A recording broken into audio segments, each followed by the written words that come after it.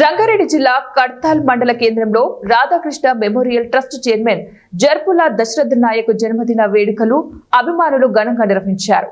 అధికారం ఉన్నా లేకున్నా 24 గంటల ప్రజల మధ్య ఉంటూ కష్ట సుఖాలలో పాలుపంచుకుంటూ నేనున్నానని భరోసా కల్పించే ఒకే ఒక్క నాయకుడు దశరథ్ నాయక్ అంటూ నినాదాలతో అభిమానులు కార్యకర్తలు తమ అభిమాన నాయకుడు జర్పుల దశరథ్ నాయక్ జన్మదిన వేడుకలను ఓ పండుగలాగా ఘనంగా నిర్వహించుకున్నారు.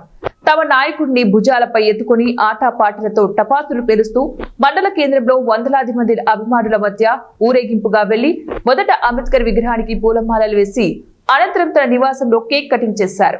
అభిమానులు తన పట్ల చూపిస్తున్న అభిమానాన్ని చూసి దశరథ్ నాయక్ మాట్లాడుతూ ఉదయమే హైదరాబాద్ వెళ్లి మాజీ మంత్రి కల్వకుంట్ల తారక రామారావును కలిసి ఆశీర్వాదం తీసుకొని మీకోసం కడ్తాల్ రావడం జరిగిందని, నా పట్ల చూపిస్తున్న అభిమానం మాటల్లో చెప్పలేనని, కంఠంలో ప్రాణం ఉన్నంత వరకు ప్రజాసేవే లక్ష్యంగా 24 గంటలు మీకోసం సిద్ధంగా ఉంటానని అభిమానులకు తెలియజేశాడు.